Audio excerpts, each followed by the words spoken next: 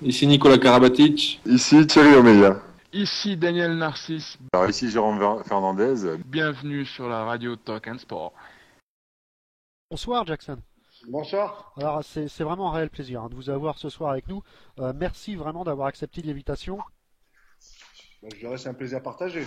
Alors Jackson, on va parler de ce fameux documentaire, mais avant on va un peu profiter de votre présence pour parler avec vous de hand. Et justement Jackson, les parquets, au bout de pratiquement 5 ans de retraite sportive, ça vous manque pas trop? Ouais, franchement non. Je pense que j'ai fait mon parcours. Je pense que voilà, arrivé à un certain moment, il faut impérativement s'arrêter. Et voilà, aujourd'hui, je prends plus plaisir à regarder les performances du championnat français et les performances de l'équipe de France. Alors justement, de ce championnat français, est-ce que vous le trouvez évoluer au bout de 5 ans sur un point de vue médiatique et sportif?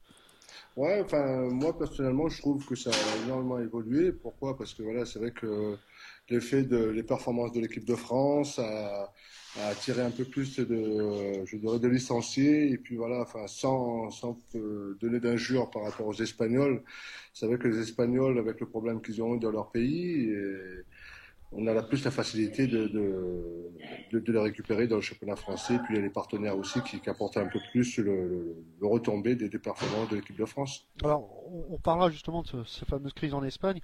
Juste avant, voilà, il y a eu l'arrivée des Qataris du côté de Paris. Comment vous l'avez vu perçu? Est-ce que vous étiez un peu inquiet, confiant de l'arrivée des Qataris et puis voilà, de reconstruire complètement le club du Paris? Moi, je dirais personnellement, c'est un point positif. C'est un point positif. Pourquoi? Ben, vous le savez, j'ai eu la chance d'évoluer dans le championnat espagnol, dans le championnat allemand. Et c'est vrai que bon, les partenaires donnent l'opportunité à des clubs de pouvoir construire une grande équipe. Et puis la réussite de l'équipe de France 4 années consécutives à gagner 4 titres, ça c'est pas donné à tout le monde. Je dirais c'est que dans notre avantage.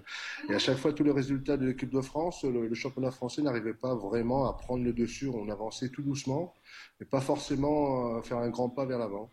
Et moi, je dirais, bon, comme on a toujours dit, un grand club dans la capitale, c'est l'avantage de la reconnaissance de chaque sport. Et puis voilà, le fait que les Qataris donnent l'opportunité de construire un grand club à Paris, ben, c'est que du bonus pour le handball français. Vous pensez que cette année, Paris est capable de gagner la Ligue des Champions? Enfin, je dirais ils ont donné tous les moyens pour pouvoir le faire.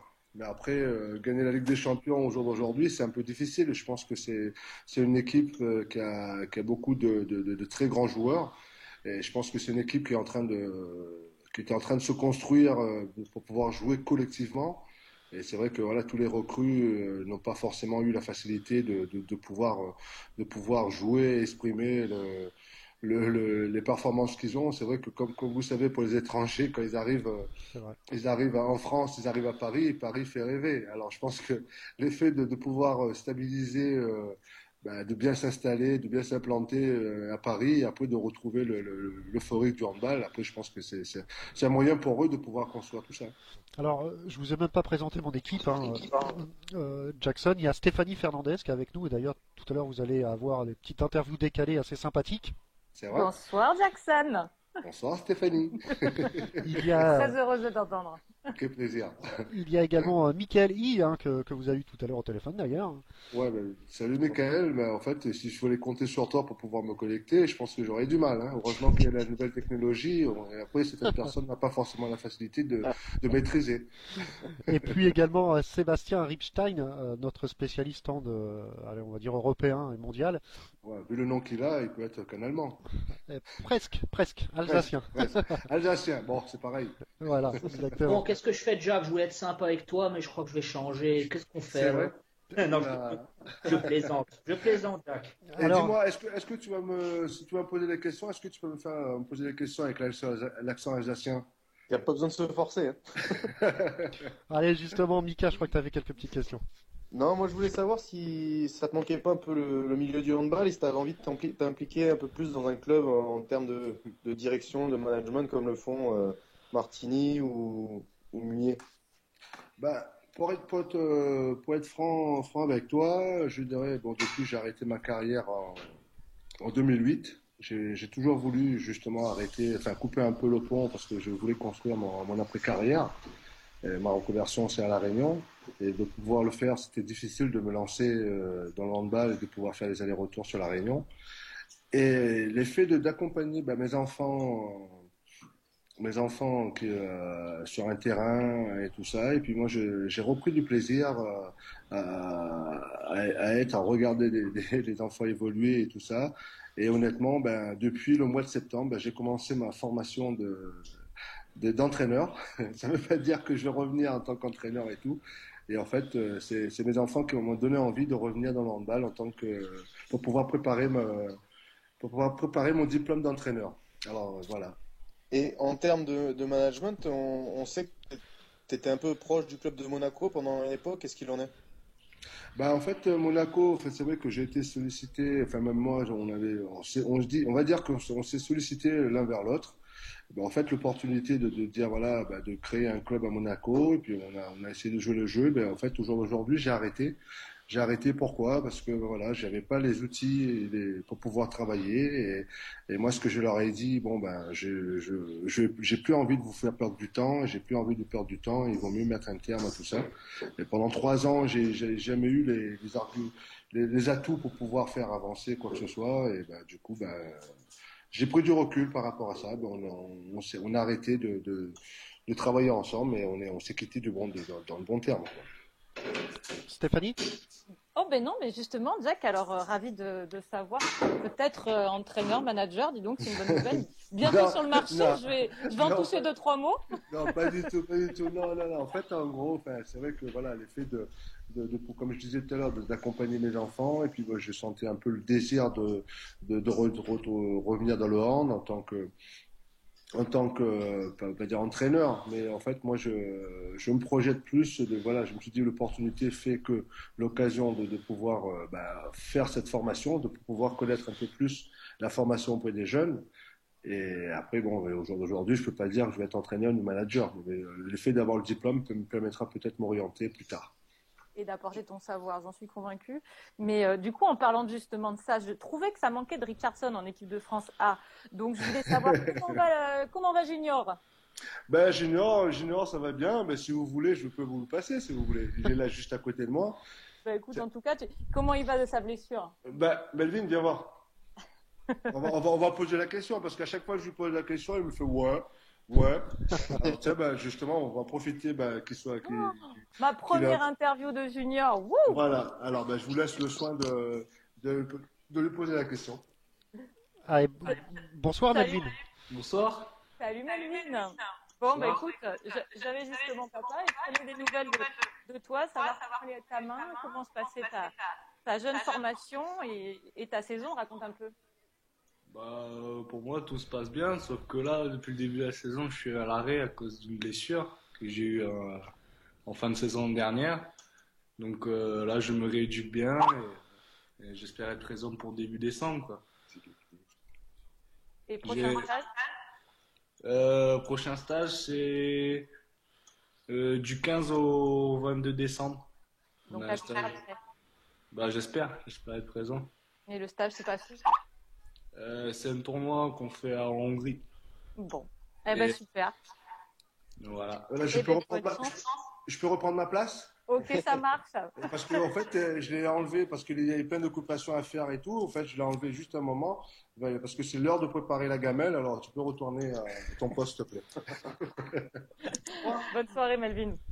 Non, mais en fait, ce qu'il a jeune, justement, de pouvoir, je profite de l'occasion aussi de pouvoir passer les messages aussi à ces jeunes-là, parce qu'en fait, à force on a un problème des articulations qu'on appelle les good et tout ça, et voilà, en fait, on a. Voilà. Vous connaissez, là? Moi, je ne connaissais pas ce remplaçant. Voilà. En fait, il s'est mis justement au soin de pouvoir mieux récupérer pour pouvoir justement repartir sur de bons horizons. Il a trop tiré sur la corde, c'est ça que tu voulais dire? Aussi. Et comme là, je peux plus en parler maintenant aujourd'hui parce que le fait de faire cette formation, de côtoyer pas mal de gens qui sont en formation, enfin un centre de formation, qui travaillent sur les jeunes et tout ça, D'ailleurs, je fais un petit coucou à Gilles Dereau, justement, qui m'a expliqué par rapport à son fils et tout ça. Les jeunes, ils ont tellement de sollicitations et en fait, on a tendance à négliger le côté de la récupération. Et ça, c'est quelque chose de très important pour les futurs grands jeunes handballeurs. C'est vrai, c'est important. Tu parlais de ta reconversion. Est-ce que c'est indiscret de te demander ce que tu fais, à part des plongeons, bien sûr? Mais c'est pas du tout indiscret, mais au contraire, ça me fait plaisir. Non, mais en fait, depuis, comme je vous explique un peu mon histoire, en fait, le fait de revenir en France, je voulais absolument trouver un club qui me donne l'opportunité d'avoir une reconversion après ma carrière en balistique. Et en fait, Chambéry m'a donné l'opportunité d'avoir un partenaire qui se prénomme Michel Simon. En fait, j'ai ouvert un cabinet d'immobilier, tout ce qui est cession de fonds de commerce entreprise à La Réunion. D'accord. Voilà. Et alors, c'est vrai que à chaque fois, les gens, quand je vais à La Réunion, je suis souvent à La Réunion, les gens, ils pensent que je vais en vacances, mais en fait, je vais travailler, mais dans les conditions de vacances. Les gens sont médisants. On a cru ça? Jamais. Jamais. Alors, au mois de décembre, fin décembre, si vous voulez, on pourra faire une petite interview. Mais cette fois-ci, fin décembre, je serai à La Réunion. Je pourrais vous envoyer un peu de soleil de l'île. Ah, ça ferait plaisir. Je vais demander à Ludo de m'envoyer là-bas, sinon pour faire une interview en direct. Ce serait pas une mauvaise idée, ça. Bon, Justement, j'allais anticiper, Mika. Alors, on parlait de Ligue des Champions tout à l'heure, on parlait de Paris, forcément le grand favori c'est le Barça. Le Barça qui est grand favori aussi de la Liga, et la Liga qui connaît des gros soucis financiers en Espagne. Alors, vous avez joué en 2000 pendant 5 ans à Pampelune. Est-ce que c'était déjà palpable ces problèmes financiers? Non, enfin, 2000, enfin, non, plutôt 2001. J'étais en 2001. Non, il n'y avait pas du tout ce problème-là. En fait, j'avais longuement discuté avec les dirigeants des dirigeants de Pampelune, parce qu'en fait, ils avaient, enfin, nous, qu'on appelait notre partenaire à nous à Pampelune, c'est San Antonio. Et en fait, moi, sans vouloir anticiper la chose, j'avais déjà parlé avec eux et tout. Je dis parce qu'ils avaient qu'un partenaire, un gros partenaire. Je dis ouais, mais vous imaginez, si jamais vous perdez ce partenaire, comment vous pourrez faire justement par rapport à toutes les sollicitations qu'il peut y avoir et tout, et pas manquer, c'est arrivé ce problème-là, parce qu'en fait ils se consacrent que sur un partenaire et sans vraiment regarder dans le futur. Ils ont tout le potentiel de le faire, mais ils n'ont pas forcément le savoir-faire de tous les grands clubs comme il peut y avoir en Allemagne. C'est se baser que sur un partenaire, et c'est vrai que c'est une grosse déception pour le handball européen de retrouver le championnat espagnol dans cet état-là, quoi.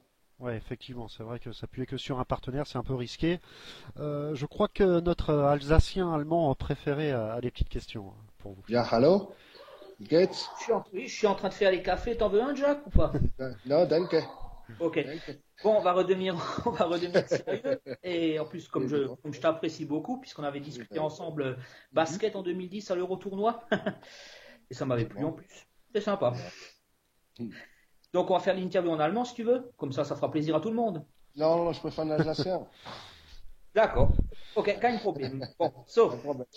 Non, moi j'aimerais savoir par rapport à justement la Bundesliga et Großwallstadt. Donc, tu as évolué pas mal de temps là-bas, et après la Liga Asobal avec Pampelune, etc. À l'époque, c'était quoi la grande différence, toi qui as connu les deux meilleurs championnats au monde, entre justement à tous les niveaux? La différence, c'était quoi pour toi avec du recul? La différence, c'était très flagrant pour moi, parce que quand je suis arrivé en Allemagne, en fait, quand j'ai été recruté par Großwallstadt, et en fait, ils étaient en bas de tableau. C'est-à-dire, vous savez, Großwallstadt est quand même une grande équipe, on va dire, c'est un peu un Kiel dans les années 80. Oui. Entre Gummersbach et Großwallstadt, ils avaient déjà une histoire.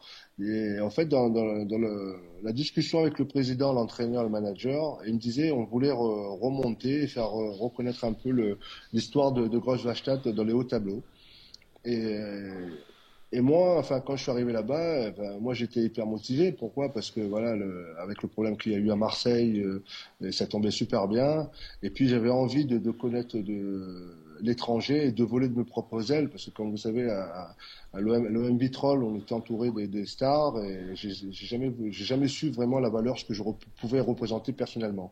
À ce Et point-là. pour moi, c'était Ouais, ben pour moi c'était une bonne opportunité de dire voilà de partir à l'étranger dans un club comme Rödvarstad qui me donne qui me donne la clé du club, enfin pas du club, de l'équipe pour pouvoir justement tirer cette équipe vers l'avant.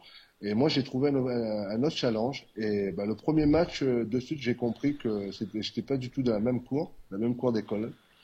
Et je me rappelle le premier match que j'ai fait c'était contre Lemgo. Et en fait une fois je suis rentré dans l'annonce qu'on avait annoncée à Grossverstappen, je suis rentré dans la défense de Lemgo qui défendait une 6-0 et j'ai l'impression de rentrer dans une machine à laver en volume maximal. Oh la vache. Et là, je me suis dit, bah, physiquement, c'est pas du tout la même école. Il faut Ouais. impérativement que je prenne un peu plus de volume pour pouvoir résister à ce genre de championnat. Mais je dirais que voilà, pour répondre à la question, ben, l'Espagne, j'étais dans une autre équipe un peu différente que l'Allemagne. Et c'est un jeu beaucoup plus rapide, beaucoup plus construit. Et l'Allemagne, dans cette période-là, c'était un championnat beaucoup plus physique, ce que j'ai ressenti moi par rapport au club. Et au Vous voulez dire niveau bourrin, culture, non? pardon. Quand je disais, tu voulais dire bourrin, non, Jack, plutôt? Non, pas bourrin, mais je dirais plus dans l'effet de l'impact. L'impact a été quand même plus intense. C'est-à-dire pas par rapport au championnat espagnol, par rapport au championnat allemand. Moi, je dirais c'est par rapport à ce que le championnat dans lequel j'ai évolué, ben, enfin, en France, avec les meilleurs joueurs français de la même équipe.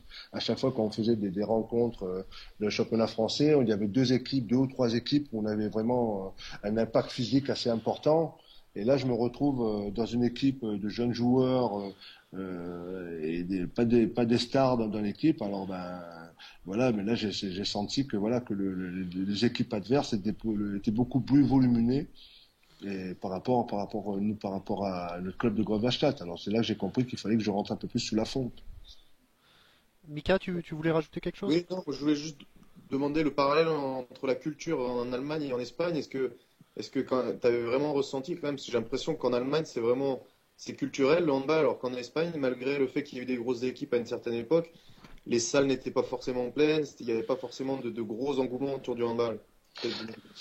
Bah, c'est sûr. Enfin, pour moi, c'était un changement complet. Enfin, quand vous arrivez dans un championnat, enfin, français, on est à la maison, on va à l'étranger. Ben déjà, enfin, le rythme d'entraînement, c'était tout à fait différent parce que Großwallstadt, c'était un club, on n'était qu'à 6, même pas 5 professionnels. Les autres, ils étaient semi-pro. C'était des jeunes qui étaient encore à l'école ou certains qui bossaient. Et déjà, l'entraînement, on avait un entraînement par jour, contrairement à la France, déjà le rythme était tout changeant. Et voilà, c'était quoi la question? Non, c'était par rapport à la culture handball. J'ai Ouais, l'impression ouais, qu'elle est plus forte en Allemagne qu'en Espagne. ouais, ben, c'est vrai que bon, comme vous savez, ben, le handball déjà en Allemagne, c'était surtout ben, une équipe enfin, c'est des clubs qui a cette culture, mais que contrairement en Espagne, il y a que deux ou trois clubs qui étaient vraiment dans l'élite, contrairement à l'Allemagne. En Allemagne, comme c'était le championnat où il y avait le plus d'étrangers. C'est-à-dire à tout niveau, parce que quand vous jouez en match amical ou match de préparation, quand vous jouez la deuxième division, c'est quand même le handball est quand même très ancré quoi. Alors, je dirais que c'est vraiment une culture qui était tout à fait différente. Enfin, c'est un peu, je dirais l'Espagne, c'est un peu plus folklorique, un peu comme en France, c'est plus fantaisie que la rigueur allemande est toujours tout présent par rapport à nous. Alors, on a beaucoup de questions des auditeurs, et notamment à propos de la réunion, on va y venir, Jackson. Juste un mot, on va pas s'y attarder longtemps, mais on aurait aimé avoir votre avis un peu, l'affaire des paris du côté de Montpellier. On aurait aimé un peu savoir, vous en tant qu'icône du handball quand même, comment vous avez vécu cette triste histoire. Bah, c'est sûr, quand ancien joueur. Et puis voilà, bon, voilà, quoi, par rapport à Nico, enfin, par rapport aux autres, moi, c'était une grosse déception, bah, pour eux. Ben, c'est vrai on peut pas bannir par rapport à ce qu'ils ont fait, enfin, moi, j'ai ressenti, enfin, je me suis mis de suite à la place de Nico et à la place des autres, enfin, mais surtout à la place de Nico. Parce que bon, moi, j'ai eu cette chance-là d'être l'icône du handball français. et d'arriver au stade de dire voilà de le traiter à ce point, tu as l'impression qu'il avait je sais pas, il avait tué quelqu'un quoi. C'est vrai. C'est dans la façon, tu sais, quand vous savez quand vous allez vous faites vous gagnez votre vie en prenant du plaisir à faire ce que vous faites en gagnant votre vie. Et quand vous partez à la fin d'un match, et voilà, vous êtes sollicité comment dire, par la police, par la loi ou un truc comme ça, t'as l'impression que là, on a triché et tout. Enfin, je veux pas le protéger. Mais après, je peux comprendre de l'importance de ce qu'il a fait et tout. Il n'avait pas le droit aussi de le faire. Pourquoi? Parce que bah, indirectement, c'est vrai que moi j'ai pris plus l'intérêt de Nico, mais c'est vrai que par rapport à ce qui s'est passé, c'est le club de Montpellier qui a été pénalisé. Et ça, c'est une grosse déception. C'est vrai que voilà, on peut le reprocher d'avoir joué contre son équipe, mais on le reproche pas de tricherie quoi. Moi personnellement, je vois pas de tricherie quand on peut être dans son canapé en regardant le match et de dire voilà, à part de jouer à la PlayStation quoi. C'est vrai. C'est vrai. Donc voilà, l'affaire est entérinée, et puis voilà, un dur moment à passer. Alors, on va parler de la Réunion, parce qu'il y a quand Oui. même une équipe, la Jeunesse Sportive Bénédictine, qui a éliminé Saint-Gratien, qui Ah tombe ouais. sur Créteil. Chose surprenante, c'est Créteil qui doit recevoir d'après la Fédé, alors que suivant le règlement, c'est au plus petit club de jouer à domicile. Donc, est-ce que vous avez suivi un peu de cette histoire-là? Enfin, j'avais suivi un peu ouais, un peu, mais de loin, parce qu'en fait, je connais un peu le fonctionnement de ces compétitions-là. Alors, Mais j'ai pas vraiment suivi, mais je sais que voilà, le problème des clubs de la Réunion, je pense que les Antilles, ça doit être pareil. Comme vous savez, vous avez un championnat national, national 2 ou national 1, tout ça, on n'a pas forcément le même de niveau. subvention de pouvoir tenir une saison et surtout donner l'opportunité justement de faire venir les clubs français. Parce qu'en fait, en gros, je me rappelle quand j'étais à La Réunion, le club bénédictine était en train de justement essayer de faire appel à des partenaires pour pouvoir donner l'opportunité de faire venir des clubs métropolitains pour pouvoir évoluer dans le championnat. Parce que c'était un côté pour eux, c'est hyper intéressant parce que Ben oui. c'est un moyen de pouvoir faire venir des clubs de la métropole. Mais après, c'est surtout les moyens financiers pour pouvoir le faire, c'est deux choses différentes. Alors du coup, on ne sait pas si le match va avoir lieu. Créteil ne devrait pas se déplacer parce que ça coûte à peu près 28 000 euros d'après. Exact. Donc et du coup, voilà, c'est un peu en statu quo. Le match doit se jouer en fin du mois, donc on va voir un peu ce qui va se passer, mais c'est un On peu, va pas refaire le tirage là, mettre X, on y va nous. Hein. C'est bon. euh, Toi, Mikata, tu vas aller à la Réunion, toi. Eh ouais. ouais. Et d'ailleurs, Jackson, en parlant de réunion, on a lu un petit commentaire sur votre page Facebook. Vous étiez en colère envers certains membres de la Ligue de la Réunion lors des élections à Doha là. Qu'est-ce qui s'est exactement passé? Non, mais c'était juste un petit message que je voulais faire passer. Mais en fait, en gros, non, mais c'est en fait, c'était pas du tout de la colère, mais c'était un petit message, un petit coucou, de dire voilà, il faut sensibiliser et tout, prendre l'exemple un peu ce que font les autres les îles voisines, enfin comme le Dom-Tom, enfin tous les îles, de dire voilà, il faut implanter un peu justement ces genres de compétition pour pouvoir valoriser notre sport sur l'île. Mais après, bon, je pouvais pas monter du doigt parce que c'était pas du tout c'est deux compétitions tout à fait différentes. C'était plus de l'autre côté là-bas de chez eux pour pouvoir De se bouger un faire peu. cette rencontre. Voilà. Mais après, on part du principe que si on veut, faut pas oublier qu'au jour d'aujourd'hui, le handball français est quand même porté très très haut par les Domiens, quoi, les Domiens aussi. Alors, je Mais pense oui. que c'est de pouvoir justement valoriser encore plus les performances des Domiens pour pouvoir alimenter l'équipe de France. Parce qu'après Narcisse, en ce moment, il y a un gros trou, quoi. Ouais, la Réunion, un excellent réservoir de joueurs, comme vous le dites, hein, qui a fait les beaux jours et qui fait toujours les beaux jours avec Daniel Narcisse. L'équipe de France que vous avez quittée en 2005, et on Ouais. constate que 8 ans après, eh ben, les Bleus sont toujours au top. Est-ce que vous vous doutiez qu'en quittant cette équipe, elle allait toujours autant gagner de titres? Pas du tout, j'ai jamais douté. En fait, je vous explique un peu mon parcours. Après après Athènes, à Athènes, tous les gens de la Fédé m'ont posé la question justement si je voulais continuer. pour le championnat du monde 2005. Et moi, sans hésitation, j'ai voulu continuer parce que je savais que cette génération-là c'était des pépites d'or, quoi. Et moi, je dis voilà, je vais partir avec cette équipe, pas sur une déception, mais je voulais partir avec une médaille. Et c'est pour ça j'ai voulu continuer parce que je savais que cette génération avait énormément de potentiel, avait énormément de qualité de pouvoir détrôner la plus grande nation en Europe. Et ça m'a pas surpris. Et les performances qu'ils ont fait après par la suite, démontraient que j'avais une bonne pensée par rapport à cette génération. Est-ce qu'on va gagner l'Euro au mois de janvier?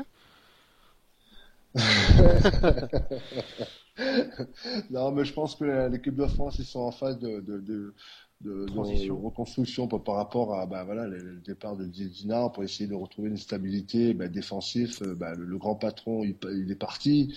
Et voilà, je pense que l'effet de repartir, de reconstruire cette équipe et après on aura plus facilité de dire voilà, on a encore l'opportunité de faire quelque chose de beau.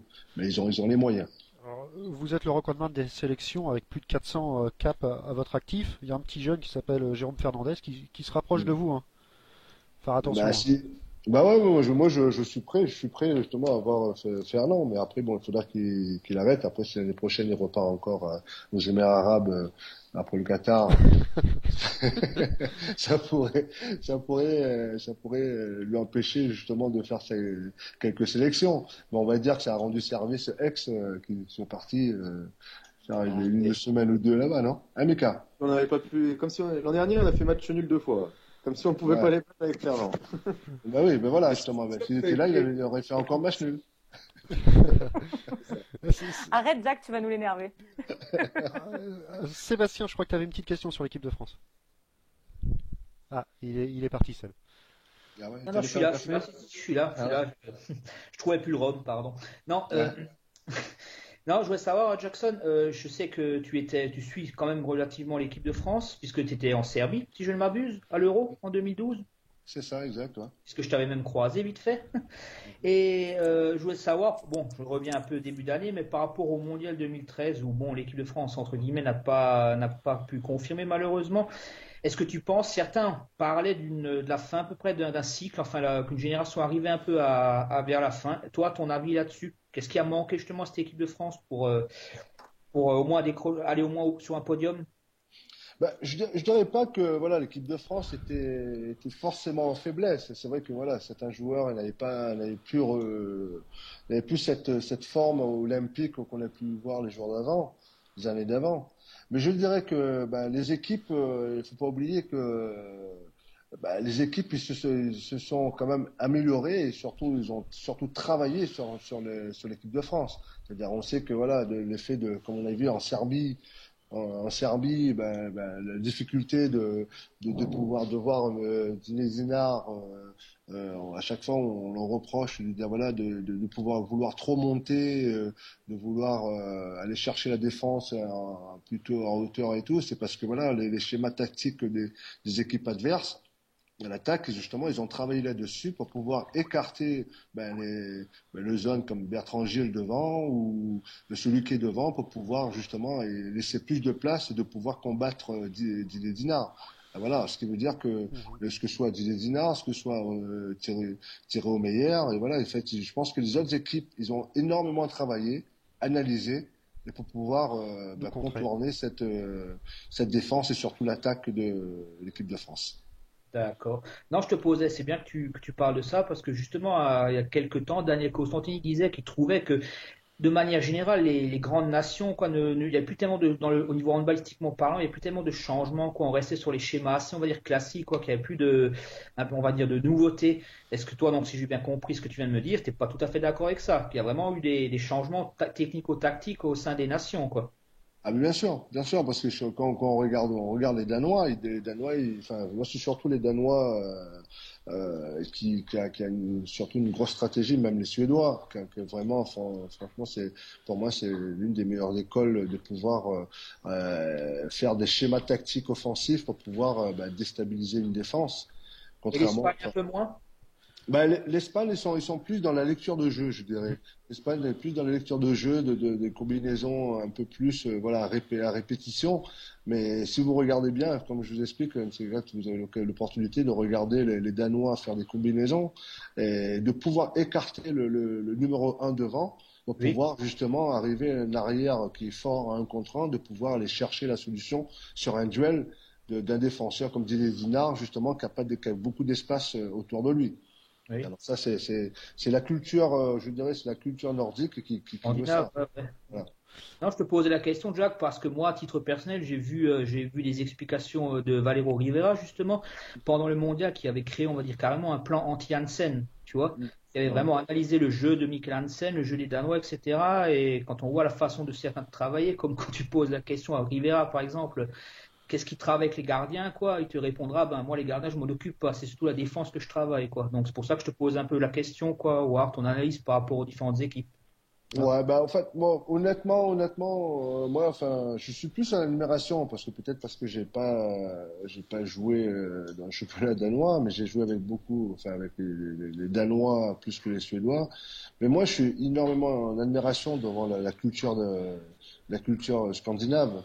Parce que, enfin, ce que soit dans l'élite, moi, je regarde surtout de la formation. Dans la formation, si vous regardez bien les cadets, les juniors, les espoirs, c'est toujours, c'est les Nordiques qui sont toujours présents. Ça prouve que Ah, c'est du haut niveau, comme tu dis. Ouais, voilà, c'est une culture qu'ils ont depuis de jeune âge. Et voilà. Et puis après, bon, quand on regarde aussi l'évolution des performances de l'équipe nationale, l'équipe senior, alors ça prouve que voilà, ils ont une culture d'apprentissage, une culture de jeu qui est moins répétée, qu'on trouve différemment dans la culture européenne. Enfin, en culture, je dirais, français, espagnol.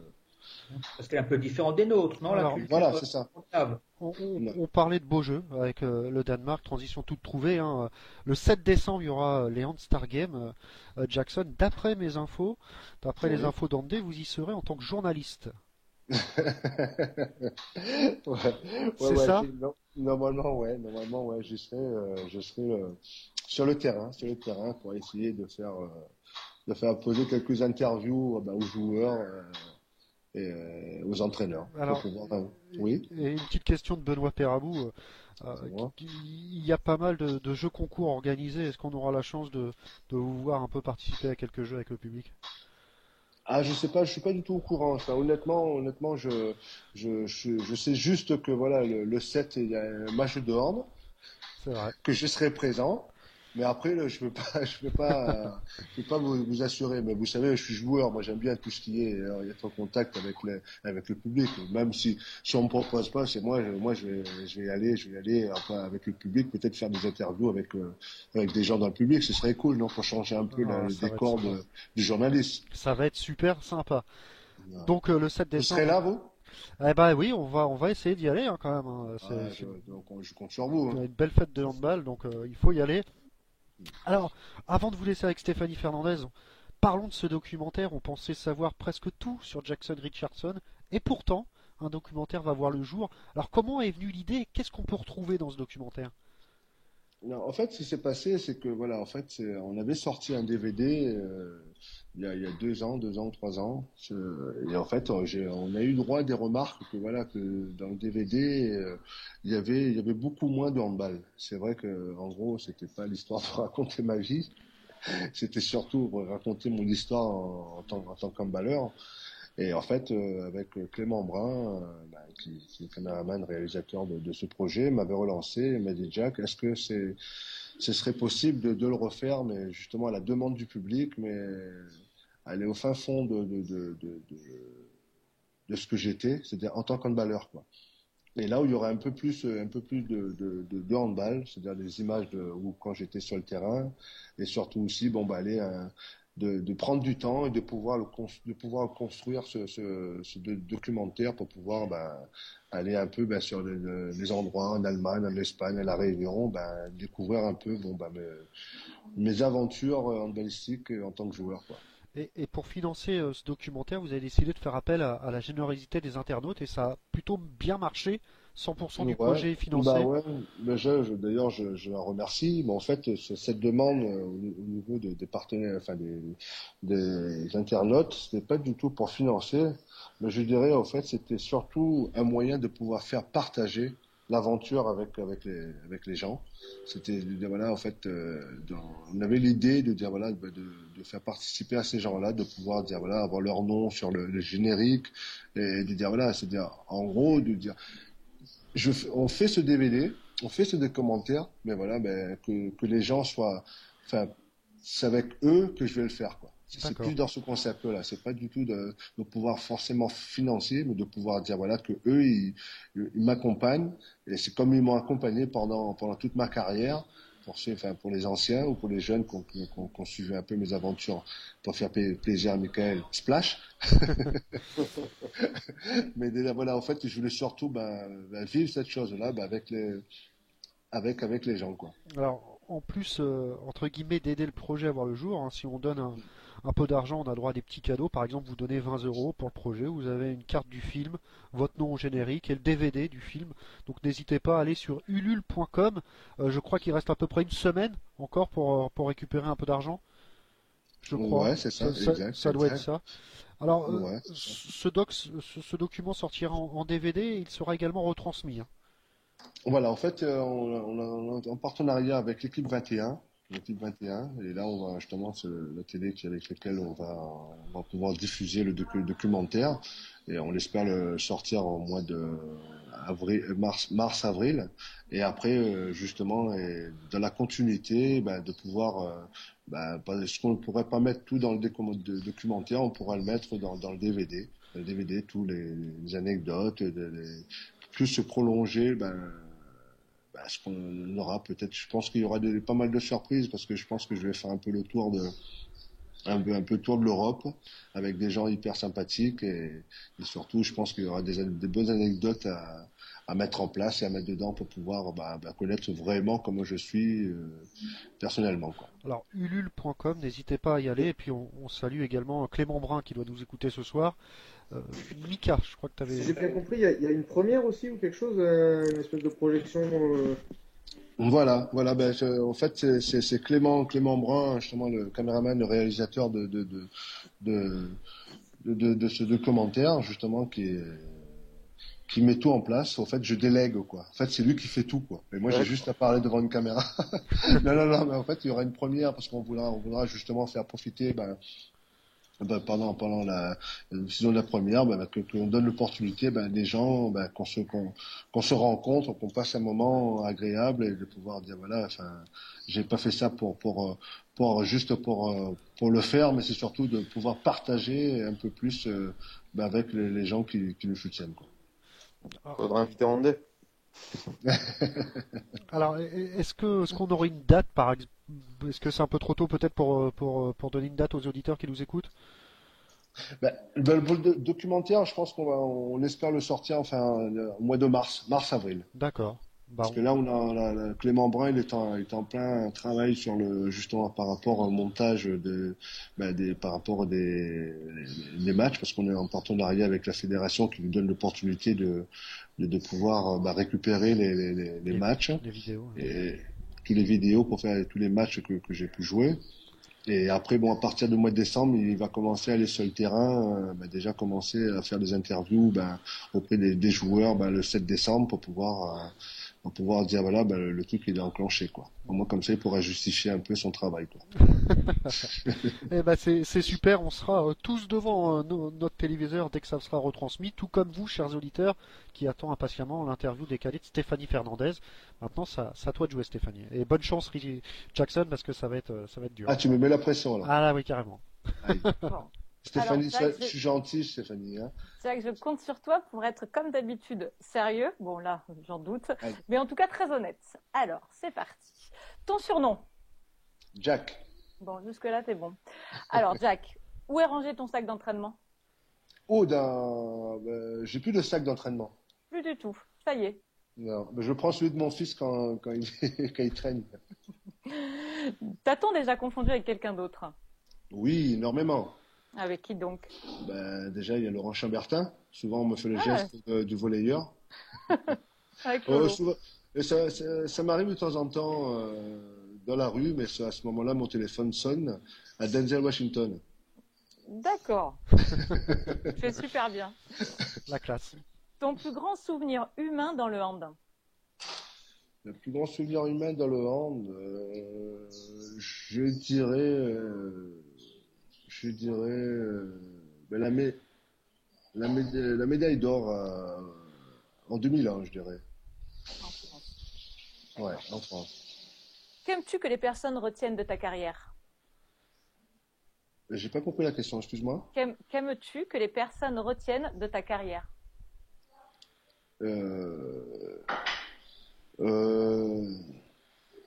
Mon honnêteté.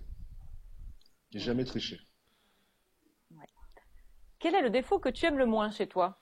Vas-y, fais-toi plaisir.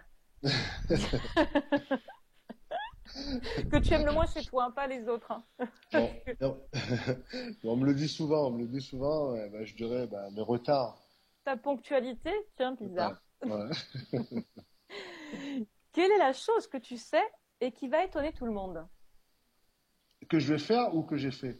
Que tu sais et qui va étonner tout le monde. Assurément sous peu ce que j'ai dit. Ce que j'ai dit, ce que je suis en train de préparer. Bon, très bien. Ton tir favori, ton geste préféré sur le terrain? Je dirais la roucoulette, c'est un défaut. Parce que maintenant, je peux pas supporter les jeunes qui font les roucoulettes. Hein. Je me prends comme exemple, de dire voilà, en fait, pour moi, c'était pas un tir et pour moi, c'était un défaut après. Ouais. Quelle situation justifierait que tu sois fâché à vie avec un ami? Qu'on touche mon entourage, qu'on fasse du mal à mon entourage.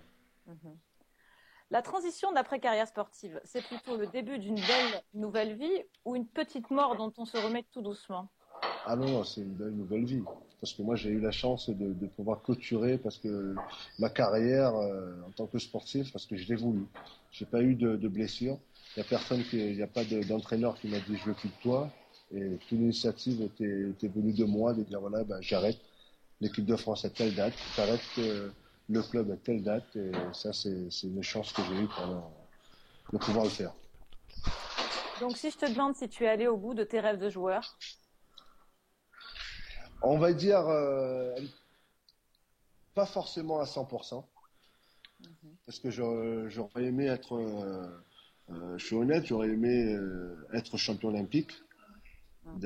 Tout compétiteur a envie d'être la plus haute marche, la plus grande compétition.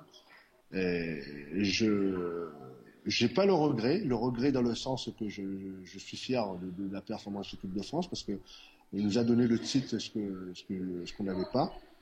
Mais personnellement, oui, j'aurais préféré. Et en fait, je vais raconter une anecdote par rapport à ça. Je me rappelle, mon fils, il avait 13 ans, j'étais en train de discuter avec un journaliste pendant une interview et il m'a posé la même question. Et j'ai dit, voilà, le regret que j'avais et tout, de quel titre j'aurais aimé avoir. Mais je suis au titre olympique. Et tu imagines un petit gamin de 13 ans qui est à côté de toi, il m'a dit, papa, je le gagnerai pour toi. J'ai trouvé ça magique. C'est mignon, ouais. Mais tu sais très bien en plus que cette équipe de France voulait te la rapporter en plus. Ouais, tu le sais. Ouais, ça c'est je suis fier de leur performance et je suis fier de la reconnaissance que j'ai eue en 2008 à Pékin, de me retrouver. Voilà, ils sont champions olympiques. C'est eux qui sont à la gloire. Moi j'ai fait le geste qu'ils devaient le faire, de leur remercier de pouvoir nous avoir donné le titre qui nous manquait. Et il était un peu pour toi. Et c'est eux qui m'ont mis en triomphe et ça, je n'oublierai jamais. Quoi. Ouais. Dans quel rôle te vois-tu, en tout cas, vivre de nouveaux rêves?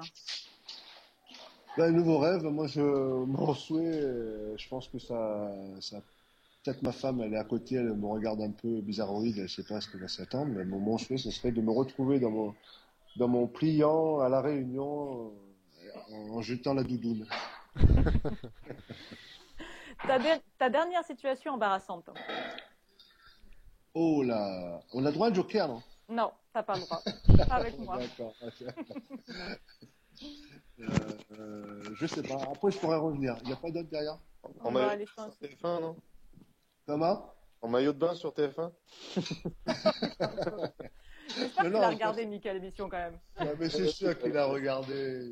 Ça fait beaucoup. C'est sûr qu'il a regardé. Non, non, pas du tout, parce qu'en fait, en maillot de bain, je dirais, grâce à TF1, l'effet de faire le splash, ça m'a permis de reprendre l'entraînement et c'est ma femme qui était satisfaite de me voir me bourrer partir pendant tous les entraînements que j'ai fait, quoi. J'ai retrouvé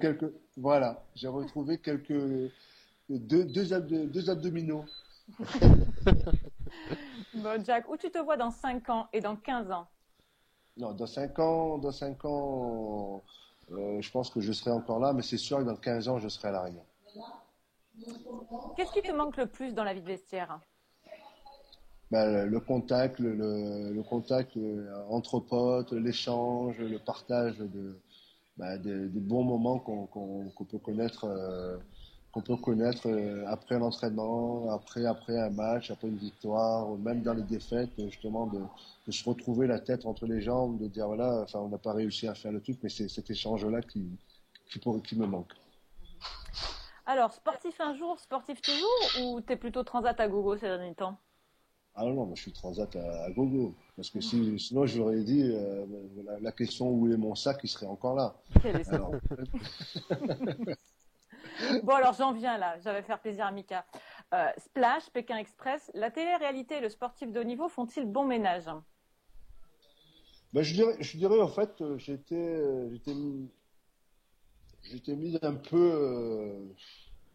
peu dans l'embarras parce qu'en fait, je vous dis honnêtement, là c'est honnêtement, c'est sincère.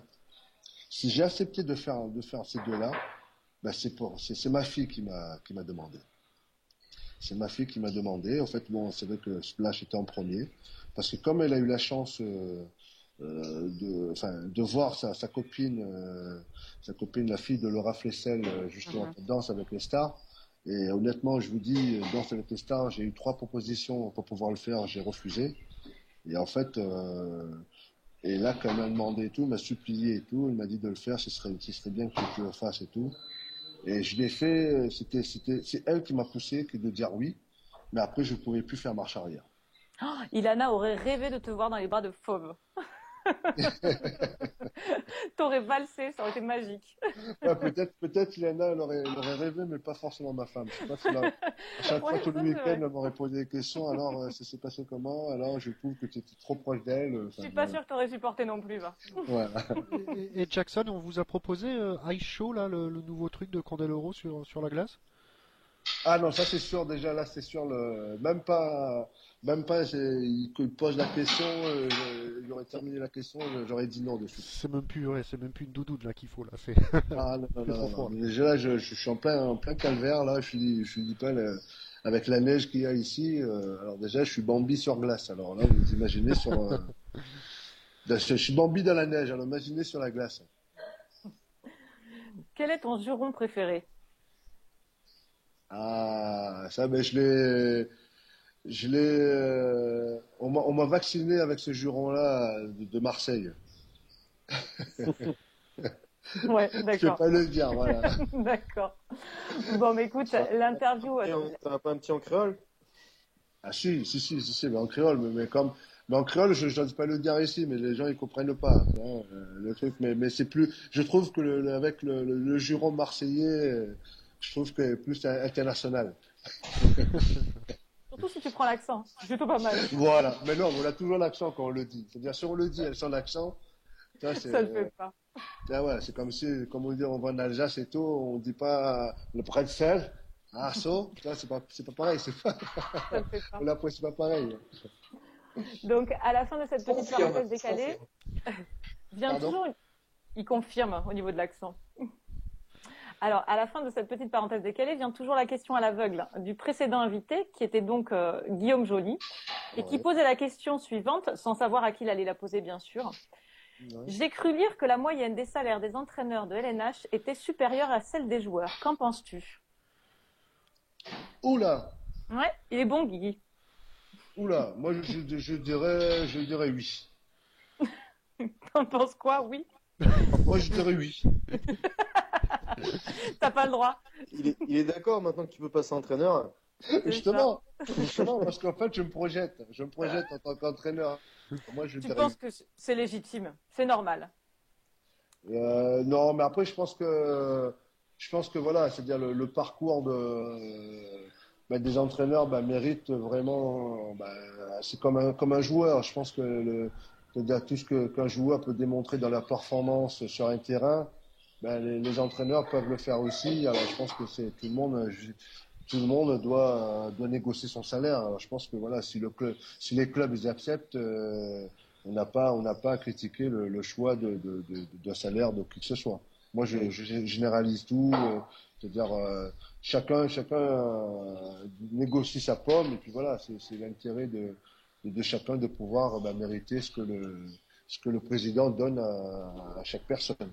Et si je peux me permettre, le travail d'entraîneur est quand même beaucoup plus dur que le travail de simple joueur.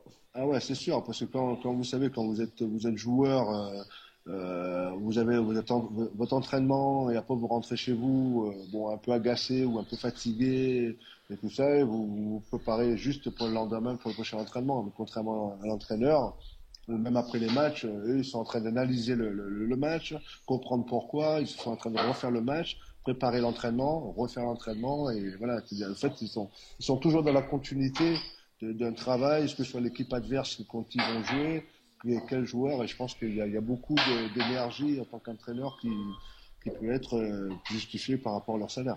C'est un vrai travail à temps plein, ça c'est vrai. Exact. Eh bien, merci beaucoup, Jack. En tout cas, merci pour ton éternel sourire, ton honnêteté et ta légendaire sympathie. Voilà. Merci. Bonne chance pour le documentaire. Donc, on viendra à la première. Hein. Tu nous tiens au courant pour la date. D'accord. Et on se calera un Je compte sur moment. vous. Avec plaisir. C'était un réel plaisir. Hein. Merci Jackson d'avoir pris 1 heure de votre temps pour Une nous. heure, on a passé 1 heure là. Eh oui, 1 heure. Oh là, j'ai l'impression que ça fait un quart d'heure. C'est tellement bien là, tu sais. Et on a pris rendez-vous pour le mois de décembre en direct de la Réunion. Hein. Allez. Et puis on vous souhaite une excellente soirée. Merci beaucoup. Merci. Jackson. Bonne continuation. Merci, Jack. Au plaisir. Merci. Ciao. Au revoir. revoir.